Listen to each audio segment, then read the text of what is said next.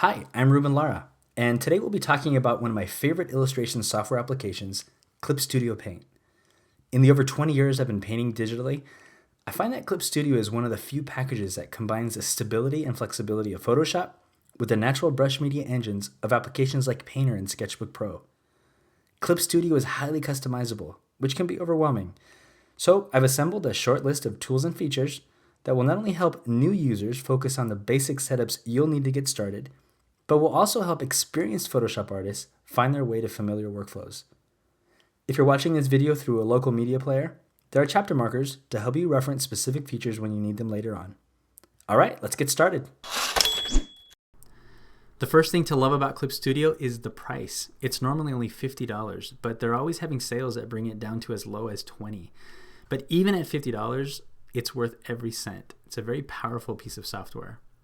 It's available for installation on Windows and Mac, as you can see, and I believe that for every purchase, you're allowed to register it on up to 3 different machines. I know I have mine installed on 2 different Apple computers, but I also have a Cintiq Companion, which I love, by the way, that runs Windows, and the same registration works there. The files open seamlessly on both platforms, and the experience is exactly the same as far as I can tell. So it's just a great piece of software to be working in. All right, diving right into the software, we'll open Clip Studio Paint, give ourselves a new file here. Let's jump right into exploring just some of the basic tools. I'll go ahead and start with the pencil. And everything you see here is default installation, stock tools. So this is exactly what you're going to get once you install. I'll just start with the rough pencil here, and even just this basic pencil, just start with a nice gray color. Just feels good. It has just the right amount of texture, and of course everything in Clip Studio is configurable, but it feels like it has tooth on the paper and is very natural.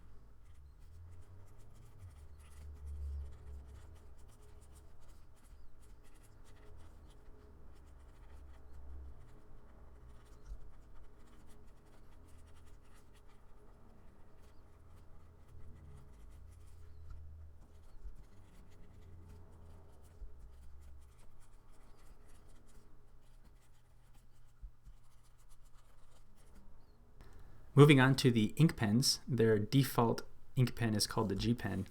And really, this is just such a joy to use. It's so smooth and silky. They have a stabilization feature here, which I think accounts for that nice smooth control that you just feel when you're using it. You may notice it a little more on the video, but there's a slight lag between the actual tip of the pen and the line, but you don't notice it as a user, and that's, I think, what allows your brain to kind of just have a little bit more of that coordination, to feel like you just have total control over your inking.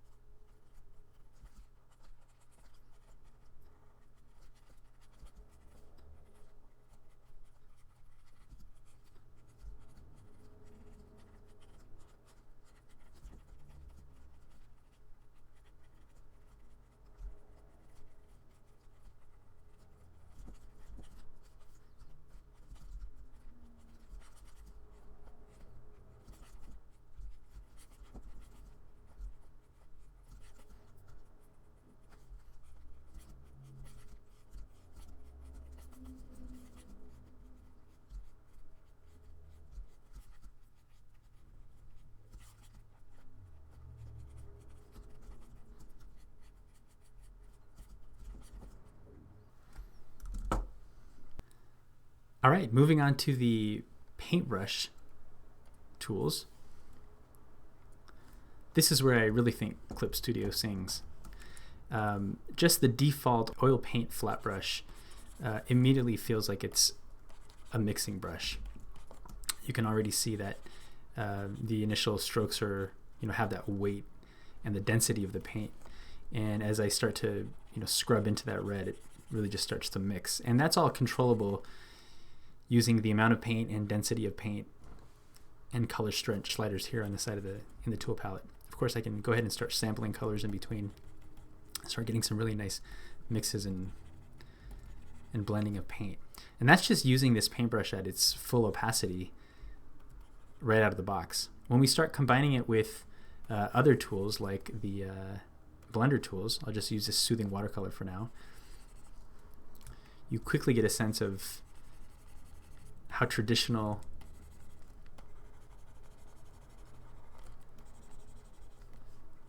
and natural you can start getting your paints to look.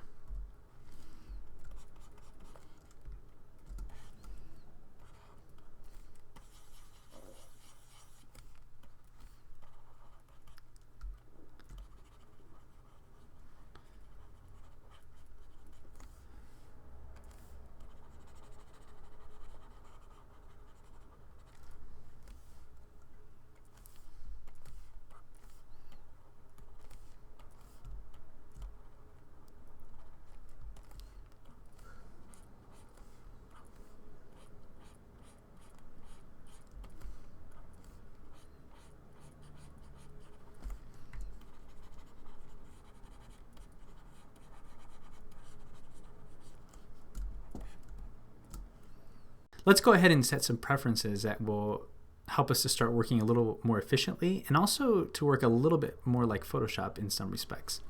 So Clip Studio allows you to use keyboard shortcuts to change your brush size in addition to just the brush size slider you see in the tool property.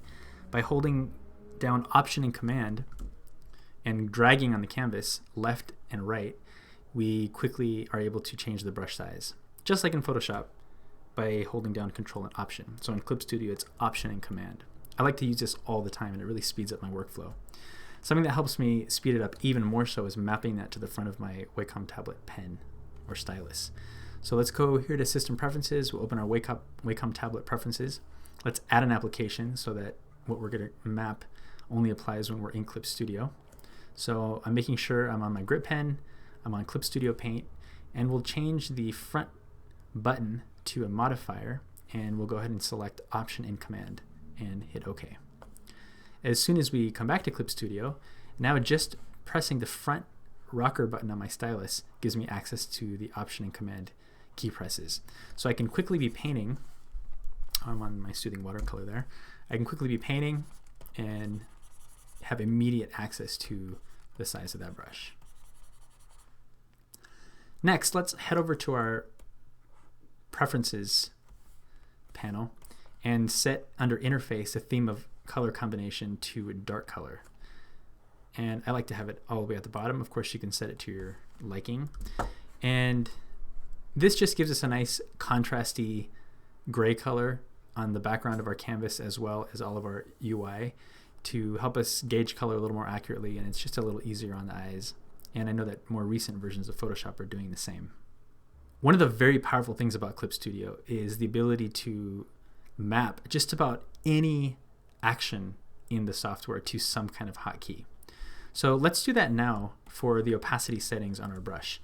Now in Photoshop, by default, the numbers 1 through 0 are mapped to 10% to 100% opacity for any brush that you're working on, but it's not set that way by default in Clip Studio. So let's go ahead and do that now. We'll go to Shortcut Settings and make sure that we're on the Options submenu. If we go to Tool Property Palette and then Ink, we have a set opacity to these different percentages, and as you can see, they're not mapped to anything. So let's do that now. I'm double clicking, hitting the number 1, and just double clicking all the way down the line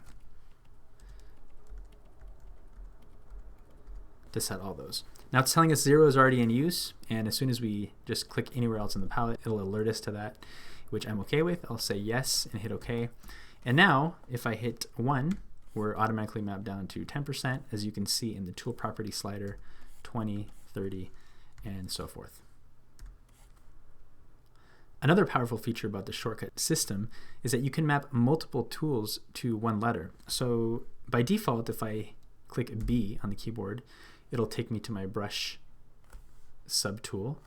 And if I hit B again, it'll take me to airbrush. And if I hit B again, it'll take me to these special effects brushes. Now, this isn't super helpful for me because I don't often use those brushes, and I prefer to have the B key mapped only to my paint brushes. So let's do that now. I'll go shortcut settings. This time we'll go into tool. And sure enough, as you can see, B is mapped to brush, to airbrush, and to the decoration subcategory. I'm just going to select that, delete it, and I prefer not to have my airbrush so immediately accessible since I don't use it when I'm painting that often. And now when I hit OK and I click B multiple times, it just stays on my brush subtool because that's the only thing that it's mapped to. But you can also map keys to individual tools as well. So if I unmap the B from the tool from the brush subcategory, I can map it directly to, for example, the oil paint flat brush and also the smooth watercolor brush. Now when I hit B, it'll flip between those two. So depending on the way you work, you can set your own, obviously, but you can also go ahead and save and register different workspaces, which will also save your hotkey mappings. For example, if you have a subset for inking and another one for painting, another one for concept, you can go ahead and set all those just how you like it. So I'm going to go ahead and map my main category to brush, and I'll remove it from the individual ones. And that way my B always goes to my last used brush. Another feature I love about Clip Studio is its canvas flipping feature. If I come here to view, rotate, invert, and flip horizontal, it flips the canvas not only horizontally as it obviously is supposed to do, but it also keeps my center where I was. So if I'm working over here on the back of the jaw and I flip this, unflip it, it'll keep it to that same area. Now, one thing you may notice is how fast it is. Unlike Photoshop, it's not actually taking all the pixels and flipping them in the document, which up until most recent versions of Photoshop is, I believe it's what's happening under the hood in Photoshop, which makes it really slow. And if you have a huge 2 GB document, flipping it can be very time consuming and take a big toll on your memory resources. But in Clip Studio, it's just flipping the viewport. And to show this, let's go ahead and flip this. And we'll go ahead and save this out. And we'll save it out as a Photoshop document on the desktop. So right now I flipped it and the dinosaur is facing right. So if I close that and open it again, you see that it's back facing left. That's because that's the original state of the document. The viewport flip is just that, just a viewport flip. And because they've done it this way, it makes it very fast and very powerful. Let's go ahead and set a hotkey for that. This time we'll go to the main menu, view, rotate, invert, flip horizontal. I'll set mine to F. Now our F key very quickly flips. Another feature I love about any of the brushes in Clip Studio is the ability to paint with transparency. Now what that means is that I can come here to, let's just stick with our oil paint flat brush and lay down some marks. And I can always hit the E key, go to my hard eraser, and start erasing out to transparency, just like you can in most software applications. The only problem is oftentimes I'm wanting to erase out with the same textured brush that I'm using to paint with, and I obviously don't have that brush in my eraser set. Now I can go and create an eraser or duplicate one of the subtools and then turn it into eraser mode and actually create another tool. But that would very quickly clutter up my interface and just double the amount of brushes I have in my subtool categories. Instead, what Clip Studio allows you to do is paint with transparency. As you can see here, my foreground color is blue, my background color is white. But if I select this little transparent box option, immediately that exact same brush turns into essentially an eraser and even respects the pressure I'm giving it. As you can see on the edges, it's erasing out at a lower opacity because that's what this brush does in paint mode. Now the shortcut for that is the letter C. That means while I'm painting, I can hit C and flip between paint mode, or paint with opacity mode, and paint with transparency mode. So here I am painting with this color, moving along, hit C, and all of a sudden I'm able to erase out, and now I'm painting again, and now I'm erasing out. This works with any of the tools, which makes it a very, very handy feature and really speeds up the workflow. I really like this feature. Next, let's talk about a feature that has recently been introduced to Photoshop, but has been around in Clip Studio for a while now. That's the ability to press and hold any tool shortcut to temporarily access another tool. So for example, we know that our B is set to our oil paint flat brush, our P is our ink G pen, and our J is set to our soothing watercolor blender brush. So I'll just come back to my oil paint flat brush for a second and just paint in a few marks there. If I hit J, because I want to blend, well obviously that takes me to my blender, I have to go back and hit B to go back to my brush. But if I press and hold J without letting go, it temporarily accesses the blender, and as soon as I let go, it goes right back to the last brush that I was on. Makes it very, very efficient to paint because now I don't have to keep looking down on my keyboard to find out where J and B is. I can just hold my finger on J, paint, blend, paint, and blend. Really speeds things up. Now might be a good time to talk about another feature that has always irritated me a little bit in Photoshop is its inability to paint complete straight lines when I'm using my Wacom tablet. Always works on the mouse but doesn't work on the tablet for some reason. In Clip Studio it works as advertised. If I click an initial point there, move over here and hit the Shift key, I immediately get an indicator of what is going to happen with that line, and as soon as I click, it gives me exactly what I expect to have. Let's talk a little bit about brush settings that can be accessed by the Tool Property palette. You'll notice that different tools have different kinds of settings exposed in this panel. For example, the G pen has brush size, opacity, stabilization, whereas the pastel has brush size, opacity, combine mode, etc. And others still have no opacity. And you're wondering, well, how can I expose that? Well, that's where the Subtool Detail panel comes into play. By clicking this little wrench icon, we get a list of all the potential settings that any of the brushes can have. So all the brushes are some kind of combination of one of these categories. Now in the case of the noise, where we don't see the opacity, simply by turning on the eyeball in the opacity sliders in the Subtool Detail, we can expose that setting inside the Tool Property palette and have it available to us as we're painting. So on a brush by brush basis, you can simplify or increase the number of options available to you at any given time. One thing I was looking for a long time was how to adjust the look and feel of the texture of the brush. Well, if we go into our Subtool Detail, we'll see that the majority of the look of the brush is controlled by the material that is applied to the brush shape, just like you would expect. So if we go here to brush shape, or brush tip rather, we can see that this particular brush is made up of a material and it's made up of this particular file.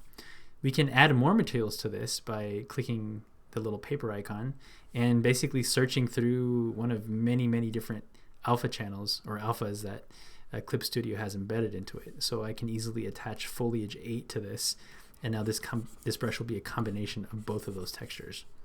I'll just get rid of this one for now. So if you're looking for a smaller version of that particular texture to be applied to this brush, then it's as simple as registering a new material, which I'll show you how to do in a second. But each brush also can be paired with a canvas texture. Let's go to a brush that doesn't have any particular brush shape, like the G pen, as you can see is just a flat circle. And let's go to the texture panel, and we can see that nothing has been applied there. I'll click here. It immediately knows we're looking for some kind of paper or surface texture, and we'll just choose something like, well, let's just choose the canvas. You can see immediately that now this brush is being applied over a canvas texture. This can be scaled and its density can be adjusted. So let's go ahead and scale that canvas texture up, and you can immediately see its effect in the brush stroke. Increasing the density basically increases the contrast. You can reverse it or emphasize it. Now, of course, you likely wouldn't use a texture with something like G Pen, so I'll get rid of that. But we may use it in the case of something like a chalk brush. So if we come in here to our pastels and we open chalk, this already has a rough textured material applied to it. We can change it or scale it up, and you can immediately see the effect on that brush. So this is good to be aware of so that we know exactly where each aspect of the texture is coming from. Sometimes you want to create a new brush of your own. Let's see how to do that now. I'll create a new layer. And the basic steps are creating a shape, registering it as a new material, and then applying it to a new brush. Let's create a shape. I'll go here to my lasso tool and just select polyline.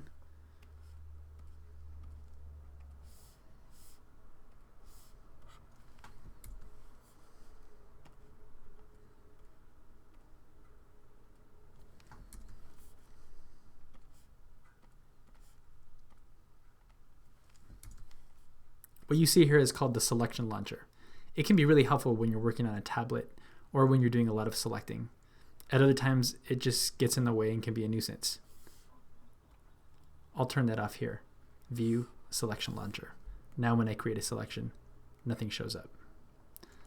Command D to deselect. Okay, let's grab our rectangle marquee tool, create a selection,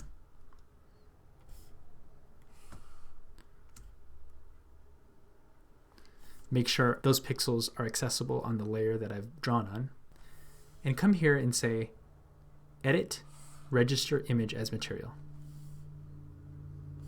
Let's name it Blocks 01. I can set a location to save this material. It doesn't really matter where you save it, but it's helpful to put it in some kind of category for future use. I'll say this is a monochromatic pattern. And we want to use this for a brush tip shape. Now, if we don't check this, it won't show up in the brush options. So we want to make sure to do that. We'll hit OK.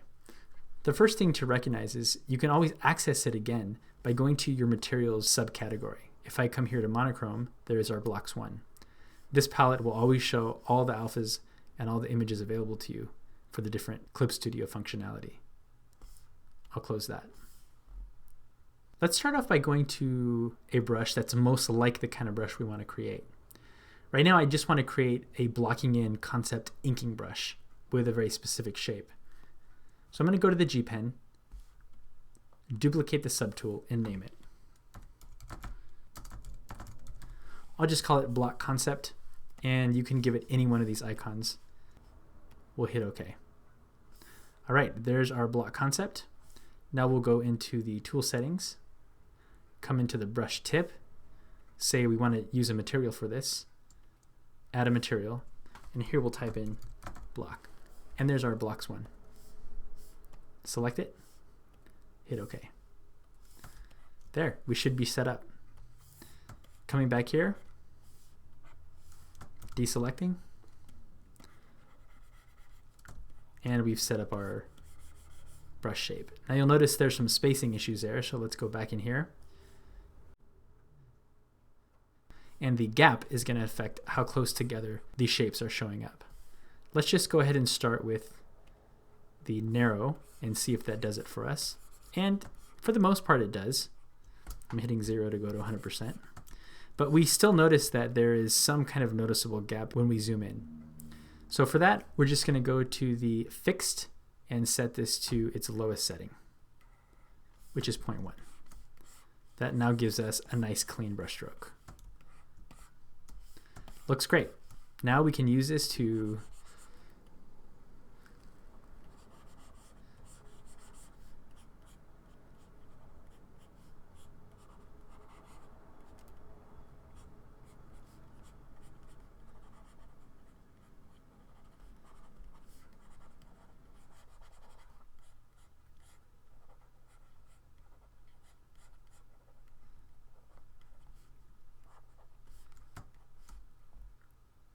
easily create text silhouettes like a spaceship, or for whatever else we might be working on.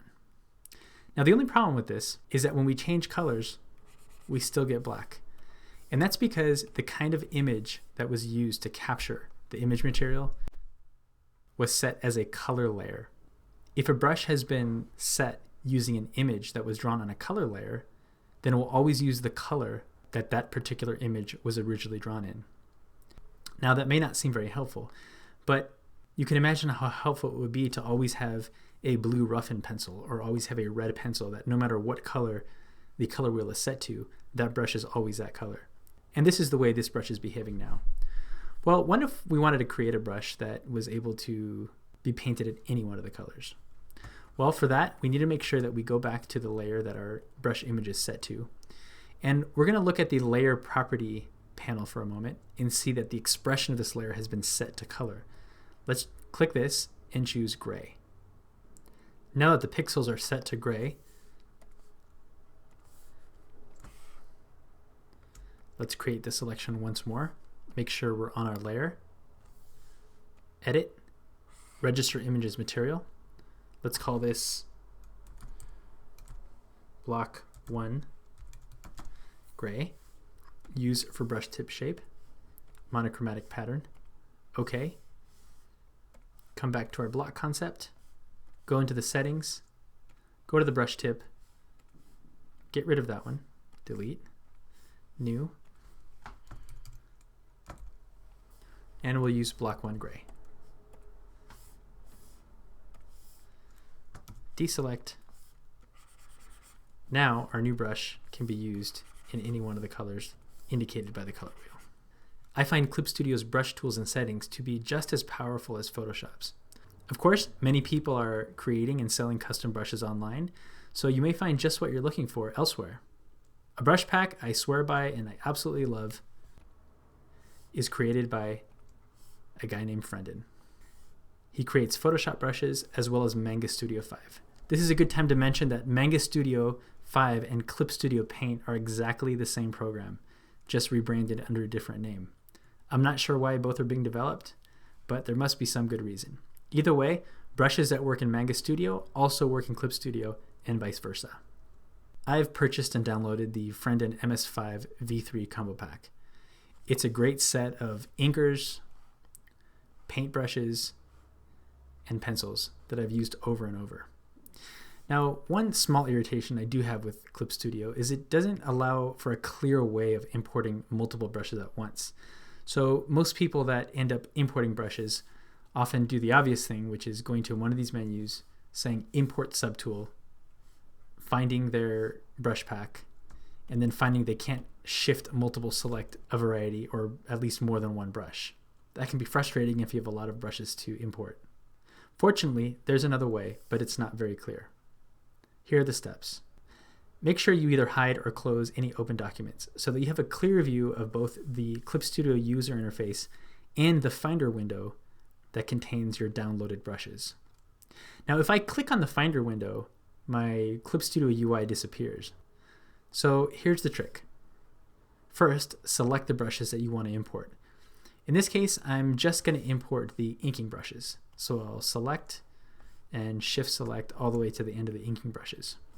I'll come back to my Clip Studio, hide my active documents, and in one fell swoop, without actually clicking and letting go, I'm going to click and drag from the Finder right into my subtool ink category. Give it a second, and sure enough, they all import at once. This will save you a lot of time.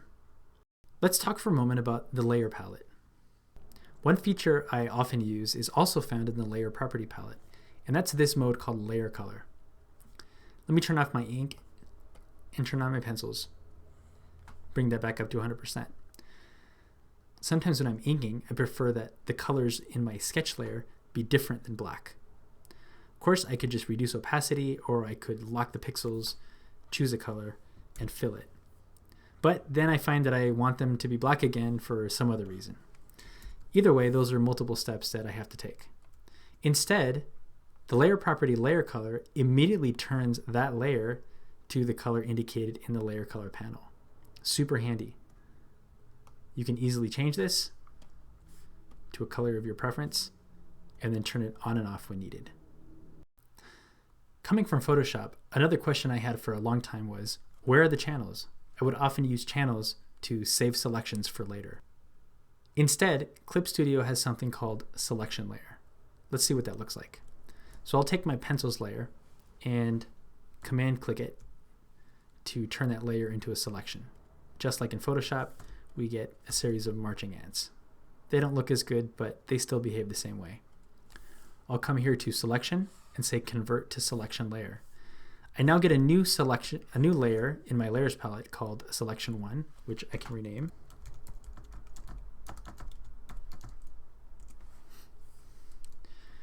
And if I happen to delete this, I can always double click on this small green selection icon to invoke that selection again, just like reloading a selection from the Channels palette in Photoshop.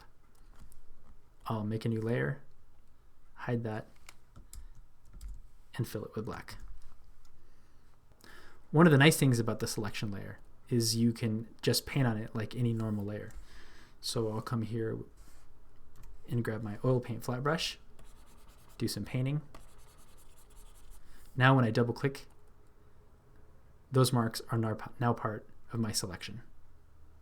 At other times, we may have used Photoshop channels to create some kind of complex, transparent selection from a grayscale image. That's easy enough to do with a very powerful feature called Register Brightness to Opacity. Let's see how that works. So I've looked up a tree silhouette here. I'll just say View Image, and I'll hit Shift Control Command 4 to copy a selection of my screen to clipboard.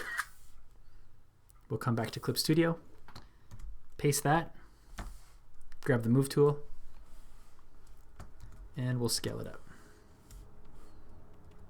We're losing a little bit of resolution, but that's okay.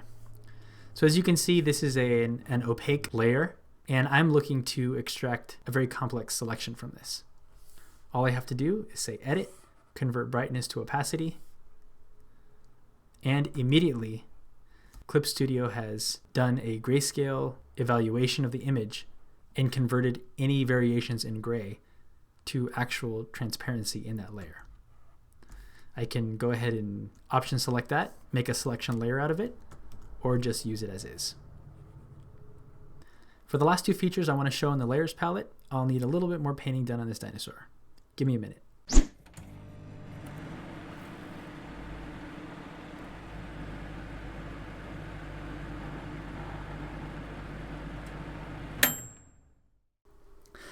All right, now by far one of my favorite features is the ability to transform information across multiple layers at once. This is very powerful.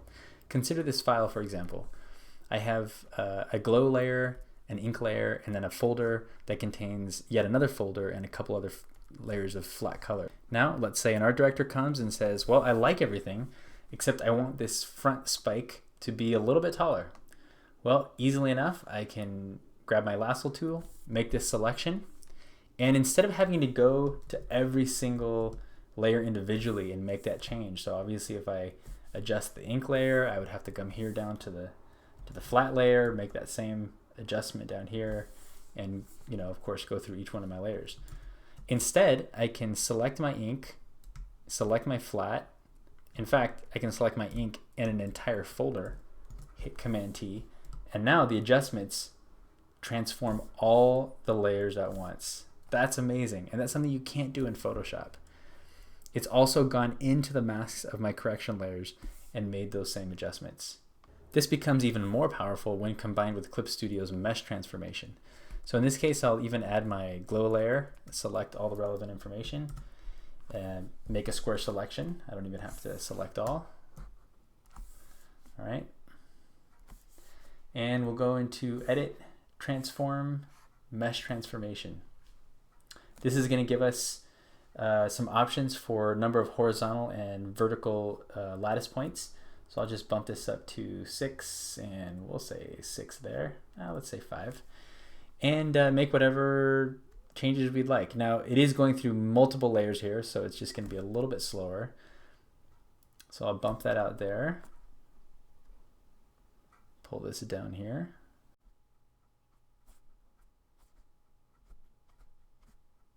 Okay, double click to commit.